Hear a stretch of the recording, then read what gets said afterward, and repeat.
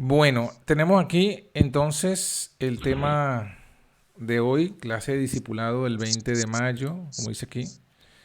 El tema, cómo estudiar la Biblia, pero para entender la voluntad de Dios, ¿sí?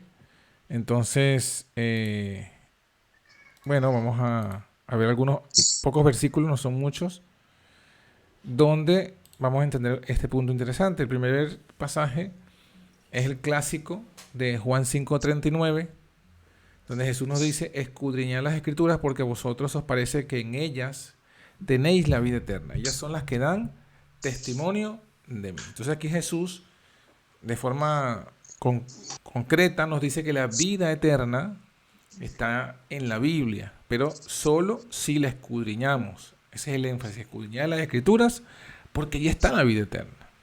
Luego, vemos una parábola que de una forma muy tremenda, esta parábola nos ayuda a comprender lo fundamental e importante que es el tema de escudriñar la Biblia para salvación. Fíjense que dice Mateo 13, 3 hasta el 9, esta parábola dice que les habló muchas cosas por parábola Jesús. Y les dijo: he aquí el que sembraba, el sembrador salió a sembrar. Sembrando, parte de la simiente cayó, dice, junto al camino. Y vinieron las aves y se la comieron. Parte cayó en pedregales, donde no tenía mucha tierra, y nació luego, porque no tenía profundidad de tierra. Pero salido el sol se quemó, se secó la tierra porque no había raíz. Parte cayó en espinos, y las espinas crecieron y la ahogaron. Y parte cayó en buena tierra, y dio fruto, cual a 100, cual a 60 y cual a 30. Quien tiene oídos para oír, oiga. Entonces fíjense que aquí, en esta parábola, Jesús pareciera que está hablando en general de muchas cosas interesantes, o digamos que se ve bonita la parábola, pero quizás no puede entenderse. Más sin embargo, algo que nos vamos a dar cuenta es que aquí está hablando de la Biblia, de la Escritura, y de que si no entendemos la Escritura, la Biblia, la palabra de Dios, seremos perdidos. Aquí habla de 4 tipos de terrenos. Habla del terreno que cayó en la, o mejor, sí, el terreno que estaba junto al camino, el terreno que tenía muchas piedras, el terreno que tenía espinas y la buena tierra. Vamos a ver cómo Jesús mismo explica la parábola. Y dice: oíd pues vosotros la parábola del que siembra. Cuando, fíjense el versículo 19, oyendo cualquiera la palabra del reino, o sea, la Biblia, la palabra, la escritura, y no entendiéndola, dice, no entendiéndola, ¿qué pasa? Viene el malo y arrebata lo que fue sembrado en su corazón. Este es el que fue sembrado junto al camino. Entonces noten, el que oye la palabra pero no la entiende, ¿qué pasa? El malo viene, arrebata lo que fue sembrado en su corazón y ya está. No hay fruto, y si no hay fruto no hay salvación. Porque el terreno aquí el terreno representa el carácter, representa el corazón, la mente. Si no hay fruto, no hay vida eterna. Porque acuérdense que el Señor viene a cosechar. Se representa en otras parábolas y en el mismo Apocalipsis la segunda venida como la siega. Se cosecha. Entonces la cosecha es de lo que se sembró y es el carácter. Versículo 20, el que fue sembrado en pedregales, este es el que oye la palabra. O sea, fíjense que sistemáticamente está hablando de la palabra. Oye la palabra, la recibe con gozo, pero no tiene raíz en sí, no profundiza, es temporal. Viene la aflicción o la persecución por esa palabra y se ofende. Entonces aquí tenemos el segundo caso, el que fue sembrado en pedregales. En este caso, la oyó y la entendió y la recibió, según el versículo 20. Oye y recibe con gozo. Si la recibe es porque la entendió. Pero ¿qué pasa? No profundiza, se queda a nivel superficial. Y cuando viene la persecución o la prueba, cuando viene la prueba, cuando es probado, la gente se desanima. Eso pasa muchas veces y hemos visto muchos casos donde la gente se desanima por las pruebas. Pensaba o no entiende por qué Dios permite que le pasen pruebas y entonces se ofende. No dio fruto. la semilla se fue sembrada, germinó, como dice, pero como no profundizó, se secó la planta, no dio fruto. Tercer terreno, versículo 22, el que fue sembrado entre espinas. Este es el que oye la palabra, la entiende y germina. Dice, pero el afán de este siglo, que son como las plantas de espinas, el afán de este siglo, el engaño de las riquezas, ahogan la palabra y se hace infructuosa. O sea, noten una vez más que está hablando de la palabra. La oye, germina y crece, inclusive crece un poco, pero es ahogada. No da fruto, se hace infructuosa. Infructuosa es que no da fruto. ¿Y por qué? ¿Qué es lo que hace qué es lo que ahoga? ¿Cuáles son esas espinas que ahogan la palabra? Bueno, el afán de este siglo, el engaño de la riqueza. Entonces noten que, bueno, falta el último terreno, versículo 23, el que fue sembrado en buena tierra, este es el que oye la palabra y la entiende. Noten el énfasis.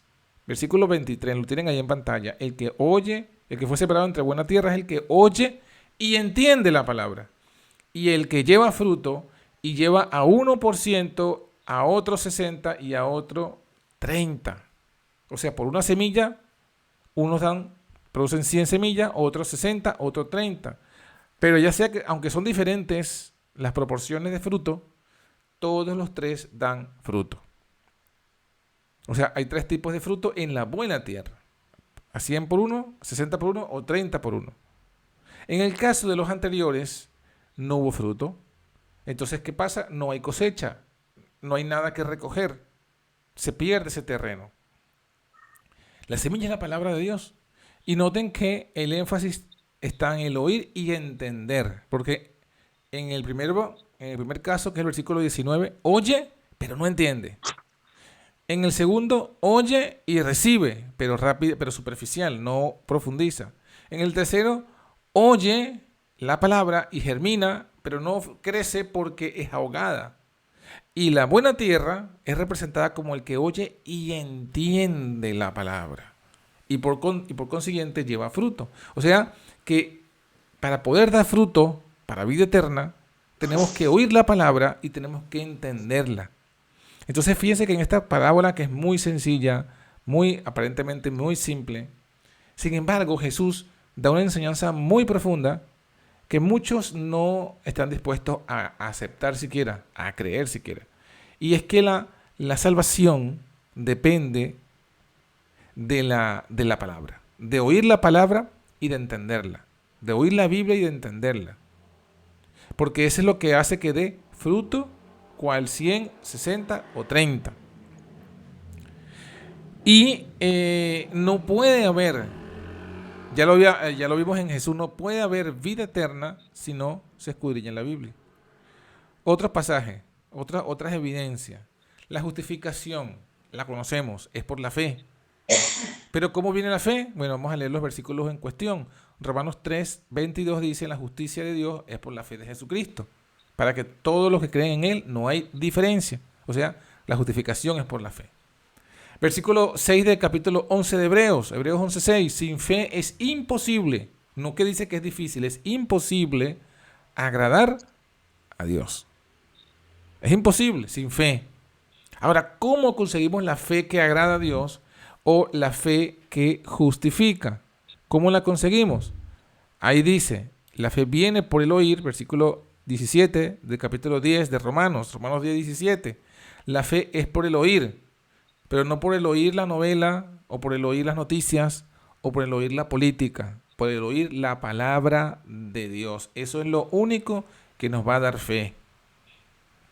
Entonces, una vez más, si lo que nos da fe es la palabra, y la fe es la que justifica para salvación, entonces, para poder ser justificado, la justificación es por la fe que viene al oír la palabra de Dios. Esa es la justificación, y esa es la que salva. Ahora, ¿y la santificación? Bueno, la santificación también es por la verdad, pero la verdad de la Biblia. Veamos los tres versículos en cuestión. Hebreos 12:14 dice, seguid la paz con todos y la santidad, sin la cual que nadie verá al Señor. Nadie. Sin santidad nadie verá al Señor. Y el que no vea al Señor es porque no va a ser salvo, porque todos sus siervos lo verán. Todos los que se salven van a ver el rostro del Señor. Por eso es que si no hay santidad, no se podrá ver. Y si no se puede ver es porque no vas a ser salvo. Ahora, ¿qué es la santidad? ¿Cómo se logra la santidad? Primera de Pedro 1:22. Habiendo purificado o santificado vuestras almas por la obediencia de la verdad. O sea, cuando obedecemos la verdad por el Espíritu, es cuando nuestras almas son purificadas. Purificada es limpiada. Es lo mismo que santificado. Santificar es limpiar. Es ir limpiando, santificando. Entonces, ¿cómo se santifica? ¿Cómo se limpia? ¿Cómo se purifica? Por la obediencia a la verdad. Y el versículo 17 de Juan 17 nos dice cuál verdad es la que santifica. Jesús en oración dice, santifícalos en tu verdad. Tu palabra es verdad. O sea, nosotros finalmente desemboca hacia lo mismo. Y es que la palabra nos da la verdad que nos santifica si la obedecemos. La palabra, si la oímos, nos da la fe que nos justifica. La palabra nos da entonces la vida eterna. Por eso es que Jesús ya lo había dicho en los textos que hemos leído al principio. Escudriñen las Escrituras porque allí está la vida eterna. Ahí está la fe que justifica. Ahí está la verdad que si la obedecemos santifica. Entonces se va viendo que todo converge hacia la Biblia. Todo converge hacia la Biblia. Todo nos lleva hacia la Biblia, hacia la Escritura. Por eso es que no puede haber cristiano verdadero, victorioso, que no estudie la palabra. Sin embargo, aquí falta un versículo que lo podemos encontrar en Segunda de Pedro, capítulo 3, versículo 16, que no está aquí, me faltó, pero lo podemos ver, dice, el apóstol Pedro dice que el apóstol Pablo en todas sus epístolas habló de la sabiduría que Dios le había dado.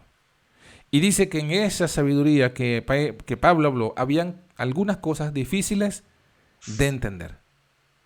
Difíciles de entender. Y noten que la palabra está, el énfasis está en entender. Oye la palabra y la entiende. Eso fue lo que decía la parábola. Bueno, hay algunas cosas de la Biblia, según Pedro, que son difíciles de entender.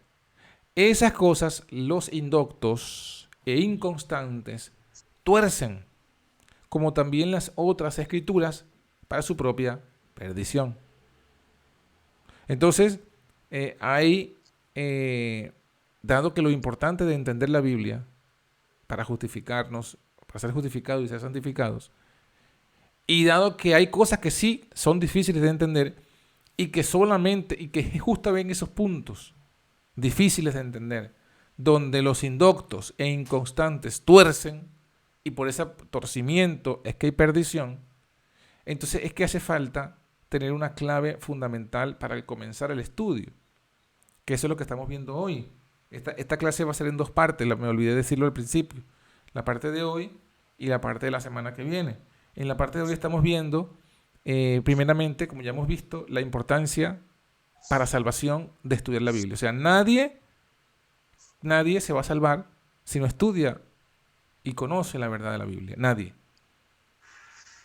Y en otros temas creo que hemos hablado bastante, no sé si se lo recordarán, donde se habla justamente de eso, de que nadie se va a salvar si no cree en Dios, si no cree en Jesús. No hay otro camino al Padre. Pero Jesús está en la Biblia. No se puede conocer a Jesús si no es por la Biblia, porque ningún libro nos habla de Jesús. En la naturaleza no se habla de Jesús. En la naturaleza hay un reflejo de un creador, pero no se habla quién es ese creador. No se dice qué hizo ese creador, a quién envió y el que fue enviado, cómo se llamaba y qué hizo. No se dice, la naturaleza no habla nada de eso. Eso está en la Biblia. La Biblia habla del Hijo de Dios y habla de cómo vino y lo que hizo, lo que predicó, lo que enseñó y lo que vivió. Entonces, sin conocer a Jesús, no hay salvación, porque ya lo dijo Jesús, no hay otro camino al Padre, sino por mí. Yo soy el camino, la verdad y la vida. Nadie, el énfasis, nadie viene al Padre, sino por mí. Entonces, es fundamental esto. Entonces, ahora volviendo a lo que está aquí en la lámina, 2 de Pedro 1:19, el apóstol Pedro nos dice cuál debe ser el fundamento de nuestra fe, de esa fe que nos salva. Él, antes del versículo 19, en los versículos anteriores, ha dicho que lo que él predicaba de Jesús no eran fábulas artificiosamente compuestas, sino que dice, pero habiendo visto con nuestros propios ojos su majestad. Ese es el testimonio. Como también Juan dijo, lo que hemos visto, lo que hemos oído, de eso testificamos. Pero, ¿qué pasa con nosotros que no hemos sido testigos presenciales de Jesús, del Hijo de Dios? Entonces el apóstol dice, mira, hay algo más seguro que lo que nosotros vimos. Que es tremendo esto, porque es más seguro que lo que fue nuestra experiencia personal, lo que vimos con Jesús.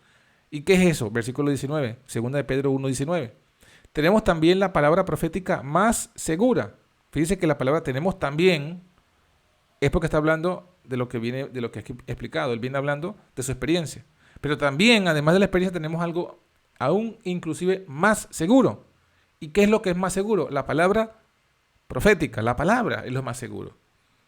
La palabra profética. Y esa hacemos bien de estar atentos como a una que antorcha.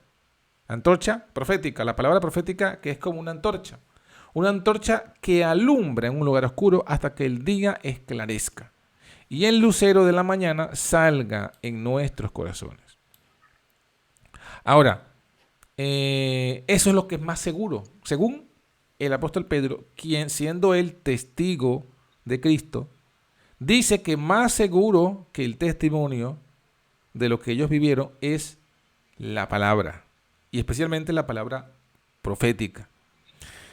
Y eso es interesante porque, bueno, nos deja a nosotros con un cimiento, con una certeza de que nosotros, aunque no estuvimos allí presenciando a Jesús, tenemos algo más seguro que esa experiencia, y es la palabra profética. Ahora, ya hemos visto que la palabra se puede, en esa palabra profética hay cosas difíciles de entender. Los que son indoctos y los que son inconstantes, eso es lo que tuercen, esas cosas difíciles.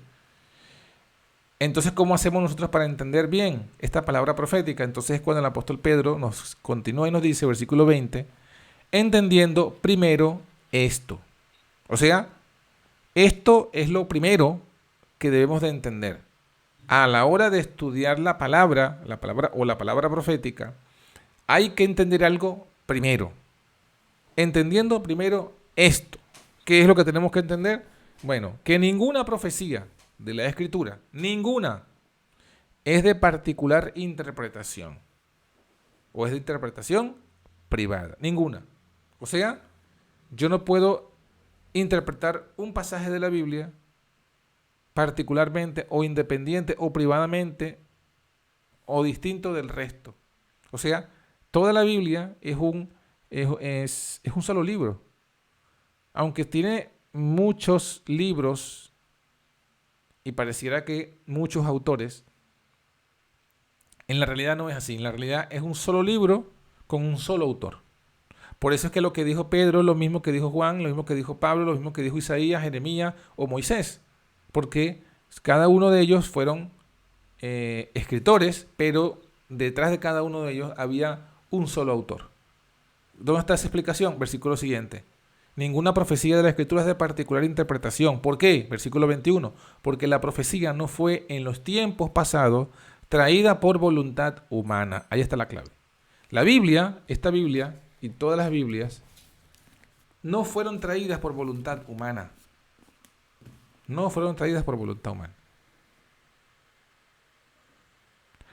Hoy hablaba con una hermana y le decía algo parecido. Le decía, es lo que nos dicen cuando algunos incrédulos atacan y dicen, pero es que ese es un libro como cualquier otro porque eso fue escrito por hombres. Entonces, digo, no, eso es verdad en parte. La Biblia dice que la Biblia no fue traída por voluntad humana, pero los santos hombres de Dios hablaron. O sea, sí, fue escrita por hombres, pero no cualquier tipo de hombres. La Biblia dice santos hombres de Dios. Ellos eran los que estaban escribiendo, pero la voluntad detrás de ellos, la inspiración es, dice aquí, hablaron siendo inspirados del Espíritu Santo.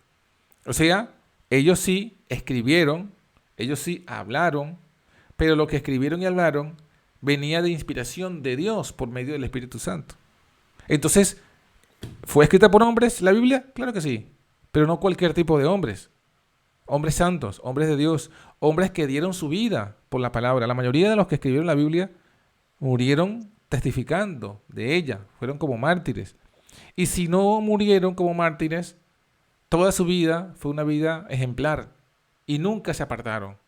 Moisés, por ejemplo, estamos hablando de los otros escritores, los profetas menores, prácticamente todos fueron mártires. Isaías, Jeremías, Oseas, Daniel, aunque no murió como mártir, pero sufrió martirios, sufrió persecución, fue entregado al foso de los leones, bueno, hubo decretos para que muriera, hubo muchas circunstancias en las que él dio testimonio. Y ni hablar de los apóstoles. Entonces, no fueron cualquier tipo de hombres, fueron santos hombres de Dios. ¿Ellos qué hicieron? ¿Cuál fue su parte en la conformación de la Biblia? Escribirla, es correcto. Ellos escribieron la Biblia. Pero la idea, la inspiración, era del Espíritu de Dios. Entonces, bueno, eso es lo primero que debemos de entender. Que las palabras de la Biblia son de los profetas, pero la idea es de Dios. ¿Sí? Entonces ahí nos quedamos con esta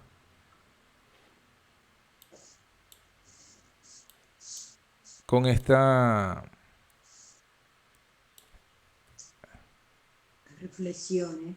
sí, con este gráfico que resume lo que hemos visto hasta ahora.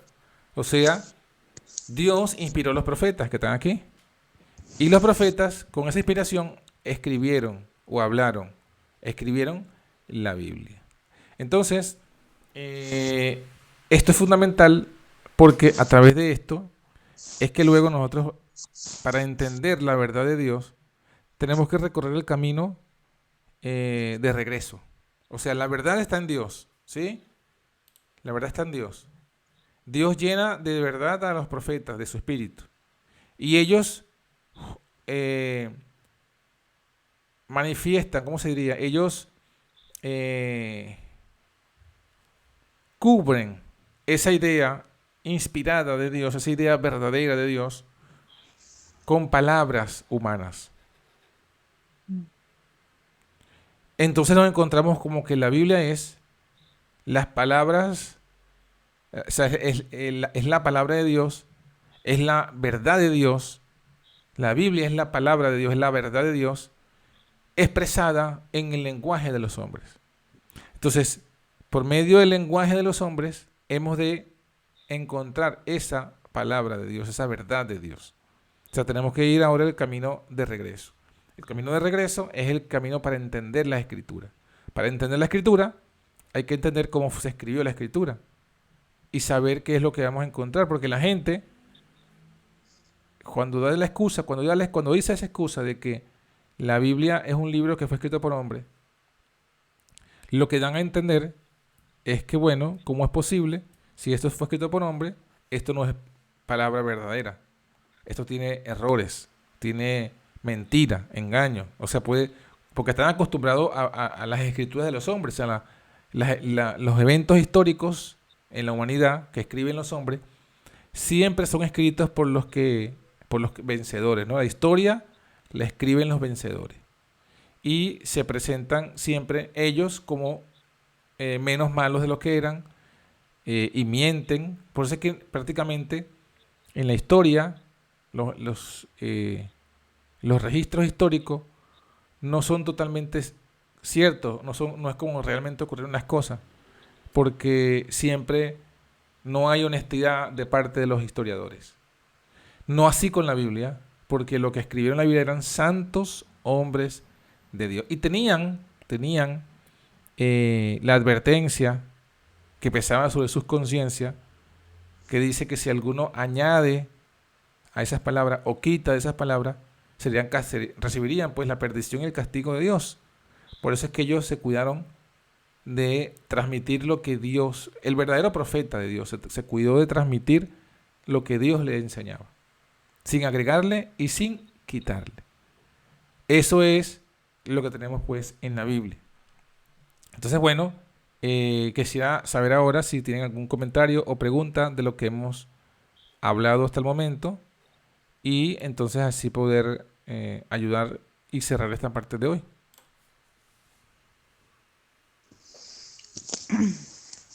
Bueno, todo está muy claro, donde nos deja ver que escudriñar la Biblia es conocer a Dios, es obtener la salvación, que es el punto central de esto. Entonces, está muy claro, pastor, muy clarito. Tenemos que germinar, tenemos todas las cosas que usted ha dicho para nosotros poder llegar al Padre, conocerle, ¿no? Amén. Y conseguir esa salvación a través del escudriñar la palabra. Como dice, nadie viene al Padre si no es por mí. Correcto. Muy claro, es mi opinión. Amén. No sé, hermana. Hermana. Bueno, Roxana, hermana Hortensia. Sí, yo tengo aquí, estaba leyendo el comentario de la hermana Elena que dice, la Biblia fue escrita por hombres inspirados, pero no es la forma del pensamiento de Dios y de su expresión, sino la forma humana, ¿no? Y luego más adelante nos dice, las palabras de la Biblia no son las inspiradas, los hombres fueron los inspirados. La inspiración no se ejerce sobre las palabras del hombre ni sus expresiones, sino sobre el hombre quien bajo la influencia del Espíritu Santo está imbuido con pensamientos. Bueno, es lo que decía, ¿no? Lo que decías antes con la Biblia, ¿no? Que las personas dicen que fue escrito por hombres, claro que fue escrito por hombres, pero inspirados. Y por eso que algunos dicen pues que puede tener fallos o error, o cómo es posible que algo así escriba Dios, ¿no? Es porque es la forma de la expresión del ser Del hombre. humano, del hombre, exacto. Y yo quería preguntar, hermano John, en 2 de Pedro 1:19, donde habla la palabra profética más segura, a la cual hacéis bien en estar atentos como una antorcha que alumbra en lugar oscuro hasta que el día esclarezca y el lucero de la mañana salga en vuestros corazones, ¿no? Y aquí tenemos, en la Biblia tenemos la profecía. También estaría lo de con los escritos de la hermana White. ¿Entraría aquí?